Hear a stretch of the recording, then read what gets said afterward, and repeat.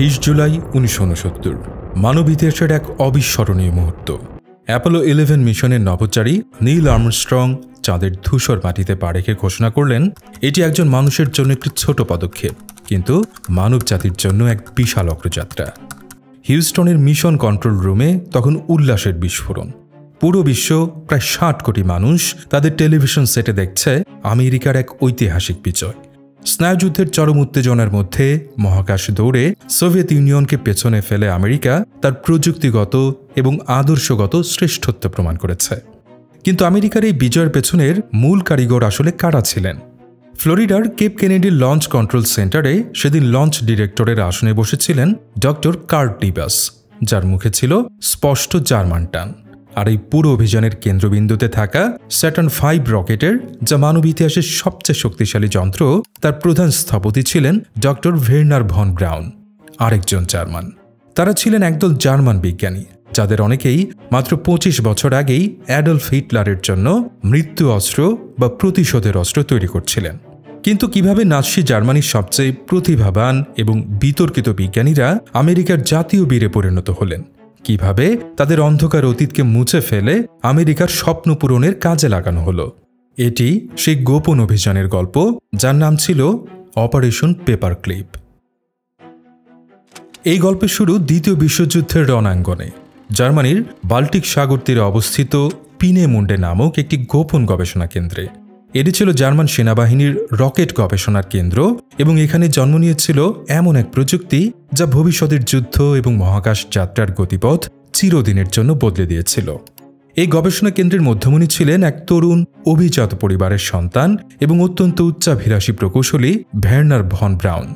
ছোটবেলা থেকেই মহাকাশ যাত্রার স্বপ্ন দেখা ভন ব্রাউন তার অসাধারণ প্রতিভা এবং নেতৃত্বের গুণে খুব অল্প বয়সেই পিনেমুন্ডের টেকনিক্যাল ডিরেক্টরের পদে আসীন হন।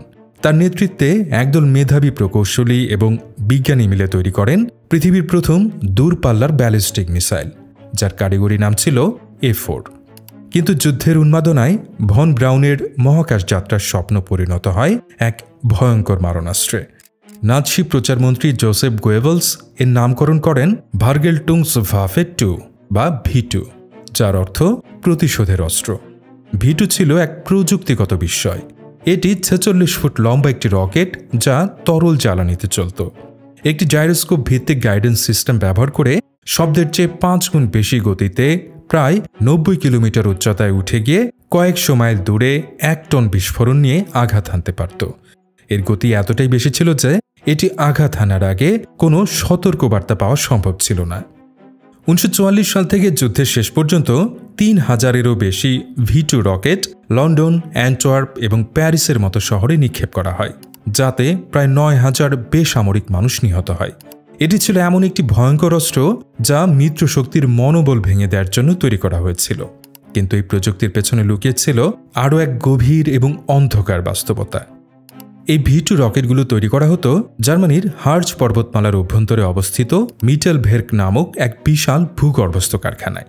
আর এখানে শ্রমিক হিসেবে কাজ করত মিটেলবাউটজোড়া কনসেন্ট্রেশন ক্যাম্পের হাজার হাজার যুদ্ধবন্দী রাশিয়ান, পোলিশ, ফরাসি এবং অন্যান্য দেশের নাগরিক।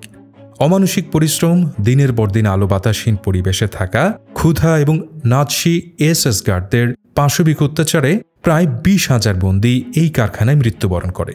আশ্চর্যের বিষয় হল, V2 রকেট হামলায় যতজন মানুষ মারা গিয়েছিল তার চেয়ে দ্বিগুণেরও বেশি মানুষ মারা গিয়েছিল এটি তৈরি করতে গিয়ে।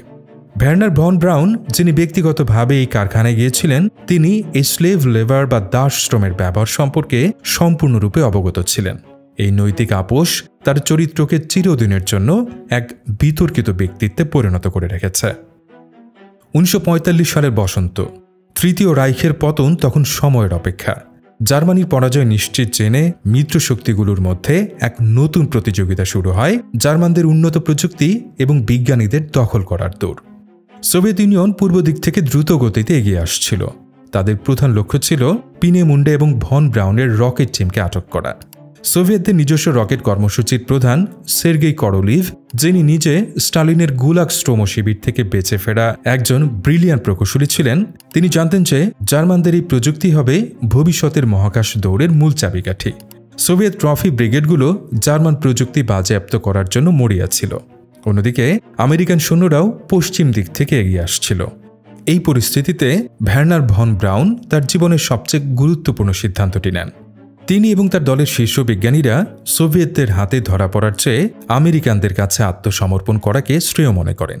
তিনি জানতেন সোভিয়েতরা তাদের যুদ্ধাপরাধী হিসেবে দেখবে এবং হয়তো সাইবেরিয়ায় পাঠিয়ে দেবে, কিন্তু আমেরিকানরা হয়তো তাদের জ্ঞানকে একটি মূল্যবান সম্পদ হিসেবে গণ্য করবে, যা দিয়ে তিনি তার মহাকাশ যাত্রার স্বপ্ন পূরণ করতে পারবেন। ভন ব্রাউন তার প্রায় 500 জন শীর্ষ বিজ্ঞানী এবং প্রকৌশলীকে নিয়ে এক নাটকীয় পরিকল্পনার মাধ্যমে আমেরিকানদের কাছে আত্মসমর্পণের ব্যবস্থা করেন। তার ছোট ভাই ম্যাগনাস ভন ব্রাউনকে একটি সাইকেলে করে আমেরিকান সৈন্যদের খুঁজে বের করার জন্য পাঠানো হয়। আত্মসমর্পণের সময় ভন ব্রাউন আমেরিকানদের কাছে তার তুরুপের তাসটি তুলে ধরেন। তার কাছে রয়েছে জার্মানির সেরা 126 জন রকেট বিজ্ঞানীর একটি তালিকা, যারা আমেরিকার হয়ে কাজ করতে প্রস্তুত। শুধু তাই নয়, তারা তাদের সমস্ত প্রযুক্তিগত নকশা, ব্লুপ্রিন্ট এবং গবেষণাপত্রগুলো একটি পরিত্যক্ত লবণের খনিতে লুকিয়ে রেখেছিলেন এবং আমেরিকানদের সেই তথ্য জানিয়ে দেন।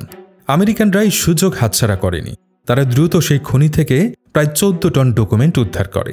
এছাড়াও তারা মিটেলভার্গ কারখানা থেকে প্রায় 100টি সম্পূর্ণ V2 রকেটের যন্ত্রাংশ উদ্ধার করে এবং 300টি ট্রেন ওয়াগনে করে সেগুলো আমেরিকায় পাঠিয়ে দেয়। এই সবকিছু করা হয়েছিল অত্যন্ত দ্রুততার সাথে, কারণ ইয়াল্টা চুক্তি অনুযায়ী ওই অঞ্চলটি খুব শীঘ্রই সোভিয়েত ইউনিয়নের নিয়ন্ত্রণে চলে যাওয়ার কথা ছিল। আমেরিকার মাটিতে পা রাখার পর এই জার্মান বিজ্ঞানীদের ভবিষ্যৎ নিয়ে এক নতুন পরিকল্পনা শুরু হয়। মার্কিন সামরিক বাহিনী বুঝতে পারছিল যে এই বিজ্ঞানীদের জ্ঞান আসন্ন স্নায়ুযুদ্ধে সোভিয়েত ইউনিয়নের বিরুদ্ধে এক বিশাল কৌশলগত সুবিধা এনে দেবে। এই লক্ষ্যেই মার্কিন joint intelligence objectives agency JIOA একটি গোপন কর্মসূচি শুরু করে, যার প্রাথমিক নাম ছিল অপারেশন ওভারকাস্ট। পরবর্তীতে এর নাম পরিবর্তন করে রাখা হয় অপারেশন পেপার ক্লিপ। এর আনুষ্ঠানিক উদ্দেশ্য ছিল দুটি। প্রথমত, জার্মান বৈজ্ঞানিক দক্ষতাকে সোভিয়েত ইউনিয়নের হাতে পড়তে না দেয়া, এবং দ্বিতীয়ত, আমেরিকার নিজস্ব সামরিক এবং প্রযুক্তিগত গবেষণার কাজে এই জ্ঞানকে ব্যবহার করা। কিন্তু এখানে একটি বড় নৈতিক এবং রাজনৈতিক বাধা ছিল। প্রেসিডেন্ট হ্যারি ট্রুম্যান একটি সুস্পষ্ট নির্দেশ দিয়েছিলেন যে কোনো সক্রিয় নাৎসি বা যুদ্ধাপরাধের সাথে জড়িত কোনো ব্যক্তিকে এই কর্মসূচিতে অন্তর্ভুক্ত করা যাবে না। কিন্তু ভন ব্রাউনের দলের অনেক সদস্যই ছিলেন নাৎসি পার্টির আনুষ্ঠানিক সদস্য। এমনকি ভন ব্রাউন নিজেও ছিলেন নাৎসিদের এলিট বাহিনী SS এর একজন মেজর। এই বাধা দূর করার জন্য মার্কিন গোয়েন্দা সংস্থাগুলো এক অভিনব এবং অনৈতিক পথ বেছে নেয়। তারা এই বিজ্ঞানীদের ফাইল থেকে তাদের নাৎসি সংশ্লিষ্টতা এবং যুদ্ধাপরাধের প্রমাণগুলো কৌশলে মুছে ফেলতে শুরু করে।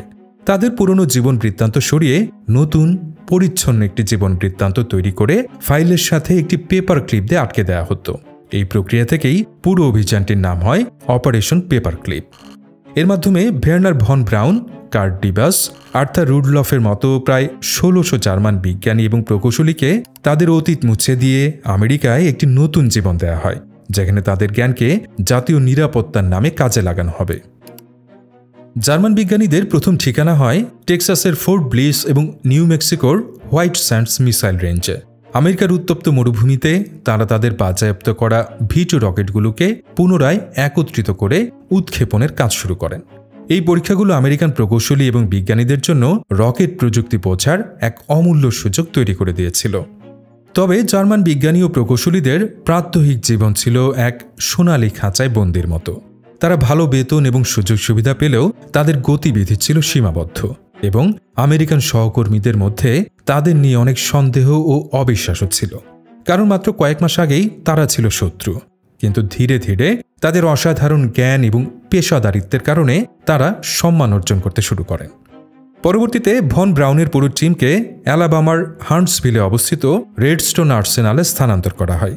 তাদের নেতৃত্বে এই ছোট শহরটি খুব শীঘ্রই রকেট সিটি নামে পরিচিতি লাভ করে এবং আমেরিকার মিসাইল ও মহাকাশ কর্মসূচির কেন্দ্রবিন্দুতে পরিণত হয়। এখানে তারা army ballistic missile agency ABMA গঠন করেন এবং আমেরিকার প্রথম নির্ভরযোগ্য ব্যালিস্টিক মিসাইল রেডস্টোন রকেট তৈরি করেন।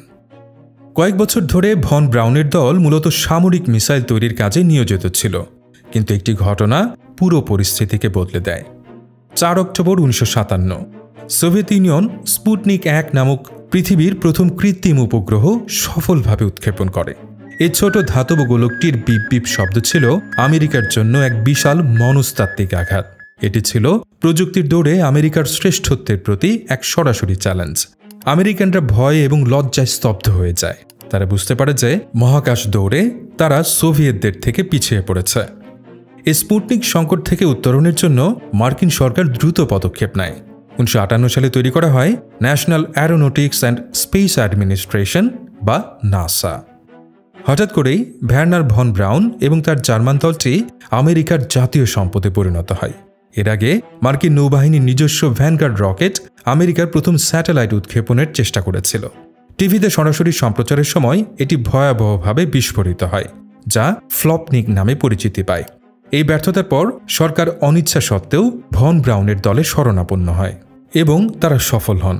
1958 সালের 31 জানুয়ারি ভন ব্রাউনের দল তাদের তৈরি জুনো 1 রকেট, যা ছিল রেডস্টোন মিসাইলের একটি পরিবর্তিত সংস্করণ, সেটি ব্যবহার করে আমেরিকার প্রথম স্যাটেলাইট এক্সপ্লোরার 1 সফলভাবে উৎক্ষেপণ করে। আমেরিকা মহাকাশ দৌড়ে ফিরে আসে এবং ভন ব্রাউন আমেরিকার নতুন মহাকাশ নায়কে পরিণত হন। মহাকাশ দৌড় তখন পায় এক নতুন মাত্রা। 1961 সালে প্রেসিডেন্ট জন এফ কেনেডি কংগ্রেসের সামনে তার ঐতিহাসিক ঘোষণা দেন। এই দশকের মধ্যে আমেরিকা চাঁদের বুকে মানুষ পাঠাবে এবং তাকে নিরাপদে ফিরিয়ে আনবে। I believe that this nation should commit itself to achieving the goal before this decade is out of landing a man on the moon and returning him safely to the earth. এই অসম্ভবকে সম্ভব করার দায়িত্ব দেওয়া হয় সেই Verner von brown এবং তার টিমকে, যারা ততদিনে নাসার মার্শাল স্পেস ফ্লাইট সেন্টারের নিয়ন্ত্রণে কাজ শুরু করেছেন। আর এই স্বপ্নের বাহন হিসেবে তারা তৈরি করেন মানব ইতিহাসের সবচেয়ে শক্তিশালী এবং জটিল যন্ত্র স্যাটার্ন 5 রকেট। স্যাটার্ন 5 ছিল প্রকৌশলের এক চূড়ান্ত নিদর্শন। এটি ছিল 363 ফুট লম্বা, যা স্ট্যাচু অফ লিবার্টির চেয়েও উঁচু, এবং এর ওজন ছিল 30টি বোয়িং 747 জেটের সমান। এর প্রথম পর্যায়ে থাকা 5টি F1 ইঞ্জিন সম্মিলিতভাবে 7.6 মিলিয়ন পাউন্ড থ্রাস্ট তৈরি করত, যা ছিল 160 মিলিয়ন হর্স পাওয়ারের সমান। এটি উৎক্ষেপণের সময় যে শব্দ তৈরি করত তা ছিল মানবসৃষ্ট অন্যতম জোরালো শব্দ।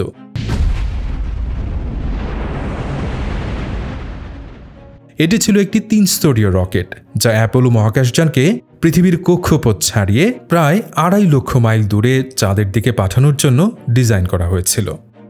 এই রকেটটির প্রধান স্থপতি ছিলেন ভন ব্রাউন এবং এর প্রোগ্রাম ডিরেক্টর ছিলেন আরেকজন পেপার ক্লিপ বিজ্ঞানী আর্থার রুডলফ।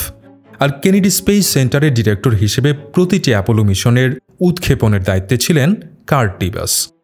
স্যাটার্ন 5-এর উপর ভিত্তি করে অ্যাপোলো প্রোগ্রাম ধাপে ধাপে সফলতার দিকে এগোতে থাকে এবং অবশেষে 1969 সালের 20 জুলাই অ্যাপোলো 11 মিশনের মাধ্যমে মানবজাতি চন্দ্র বিজয়ের স্বপ্ন পূরণ করে।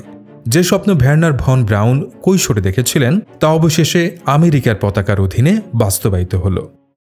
অ্যাপোলো মিশনের সাফল্যের পর ভার্নার ভন ব্রাউন এবং তার সহকর্মীরা আমেরিকার জাতীয় বীরে পরিণত হন। তাদের ছবি টাইম ম্যাগাজিনের কভারে ছাপা হয়।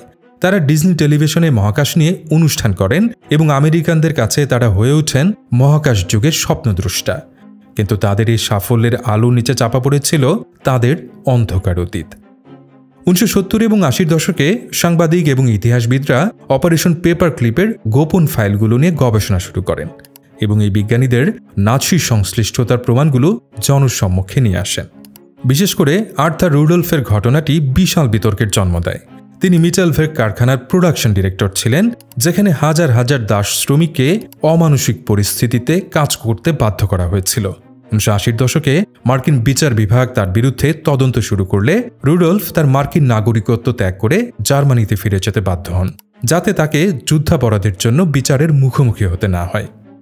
এই ঘটনাগুলো অপারেশন পেপার ক্লিপের পেছনের মূল নৈতিক প্রশ্নটিকে সামনে নিয়ে আসে। জাতীয় নিরাপত্তা এবং প্রযুক্তিগত শ্রেষ্ঠত্ব অর্জনের জন্য কি যুদ্ধাপরাধে জড়িত ব্যক্তিদের সাথে আপোষ করা যুক্তিসঙ্গত? বিজ্ঞানের অর্জন কি বিজ্ঞানীর নৈতিকতা থেকে আলাদা?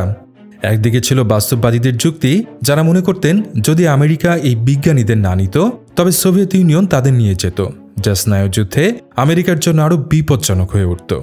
অন্যদিকে ছিল নৈতিকতার প্রশ্ন, যেখানে বলে মানবতার বিরুদ্ধে করা অপরাধ কোনো অবস্থাতেই উপেক্ষা করা উচিত নয়। অপারেশন পেপার ক্লিপের প্রভাব অনস্বীকার্য। ভের্নার ভন ব্রাউন এবং তার জার্মান টিমের জ্ঞান এবং দক্ষতা ছাড়া আমেরিকার পক্ষে 1969 সালে চাঁদে পৌঁছানো প্রায় অসম্ভব ছিল। তারা আমেরিকাকে মহাকাশ দৌড়ে জিতিয়েছে এবং প্রযুক্তিগতভাবে কয়েক দশক এগিয়ে দিয়েছে। কিন্তু এর পরবর্তী অধ্যায় অত্যন্ত জটিল। এটি একদিকে যেমন মানুষের অদম্য কৌতূহল এবং অসাধারণ বৈজ্ঞানিক সাফল্যের এক গল্প, তেমনি অন্যদিকে এটি স্নায়ুযুদ্ধের সময়ের সেই নির্মম বাস্তবতারও এক প্রতিচ্ছবি, যেখানে নৈতিকতাকে প্রায়শই জাতীয় স্বার্থের নিচে স্থান দেওয়া হতো।